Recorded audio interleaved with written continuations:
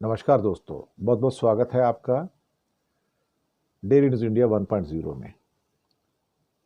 दोस्तों, एक चीज़ जिसके बारे में मैं आपका ध्यान आकर्षित करना चाहूँगा कि रुपया 92 पे तो पहुँच गया, 92 टच कर गया था फ्राइडे इवनिंग को।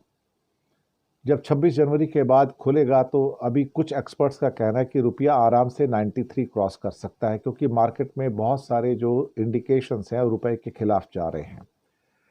अब 93 और 94 के लेवल की बात हो रही है, जो एक किस्म से कहा जाए तो रुपए की जो सिचुएशन है और ज़्यादा फ्रेजाइल हो रही है। पिछले साल 5.8% टूटा था, अभी तो एक महीना भी खत्म नहीं हुआ इस साल का, 2.3% टूट चुका है। इसके एक नहीं बहुत सारे कारण हैं। फॉरेन इन्वेस्टर सारे के सारे छोड़ के जा रहे हैं और लगातार छोड़ के जा रहे हैं। ऐसा नहीं कि मतलब अभी जा रहे हैं, वो पूरा साल 2025 में गए हैं, उससे 2024 के अंदर भी लास्ट के महीनों में जाना शुरू हो गए थे। हम शायद उस बात को पहचान नहीं पाए थे।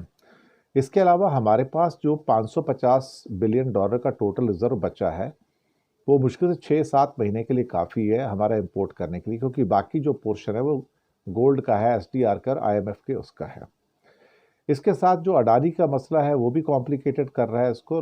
वो मसला एक्चुअली देखा जाए तो अडानी के शेयरों को डाउन किया तो बाकी शेयर्स डाउन हो गए, तो स्टॉक मार्केट भी बुरी तरह से डाउन है। सिर्फ रुपया ही डाउन नहीं है, स्टॉक मार्केट का लगातार डाउन होना एक किस्म से रुपए के ऊपर और एक्स्ट्रा प्रेशर डाल रहा है।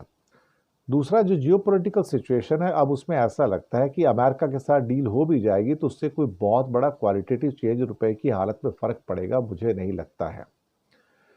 अब एक तो भारत के टैक्स में कमी आ रही है, टैक्स कलेक्शन में कमी आ रही है, हमारे एक्सपोर्ट्स के अंदर भी कमी आ रही है। अब ये दो चीज़ें हैं जो परेशान करने वाली हैं, और इसके साथ ही जो हमारा एक कहते हैं ना फिस्कल डेफिसिट जो होता है, जो घाटा है वो बढ़ रहा है। तो भारत को इस साल बोरविंग ज़्यादा करनी पड़ेगी। बोरविंग होगी करीब करीब 17.5 लाख करोड़ की, और साथ में जो ब्याज देना है वो भी 14 से 15 लाख करोड़ के बीच में होगा।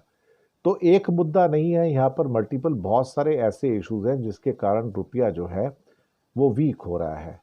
और रुपए का वीक होना एक किस्म से, वो भी लगातार वीक होना और इस ढंग से टूट जाना, ये बहुत सारे लोगों को हैरान कर रहा है। हालांकि सरकार ये कहने की कोशिश कर रही है अपनी चुप्पी साध के कि हम इससे कोई ज़्यादा व्यथित नहीं है, परेशान नहीं है। लेकिन सच बात तो ये है कि अंदर से सरकार के हाथ पैर फूले हुए हैं, क्योंकि 1000 बिलियन डॉलर का जो हमारा इंपोर्ट है वो महंगा हो गया, हमारा क्रूड ऑयल का इंपोर्ट भी महंगा हो गया, हमारी जो बाकी चीज़ें आती हैं सारी की सारी वो महंगी हो गई, और ये इंपोर्ट की महंगाई जो है वो धीरे धीरे हमारे घरों की महंगाई के अंदर रिफ्लेक्ट होना शुरू हो जाएगी, और 2 महीने के अंदर इसका रिफ्लेक्शन आना शुरू हो जाएगा। कोर महंगाई ऑलरेडी हमारी देखा जाए तो वो 4% से ऊपर चल रही है।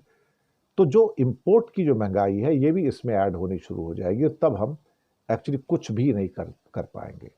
तो रुपए का वीक होना हमारे लिए परेशानियां बढ़ा रहा है, सरकार के लिए परेशानियां बढ़ा रहा है, आम आदमी के लिए परेशानियां बढ़ा रहा है, और इसका निकट भविष्य में सरकार के पास कोई हल नजर आता नहीं, ना ही आरबीआई के पास इसका कोई हल नजर आ रहा है।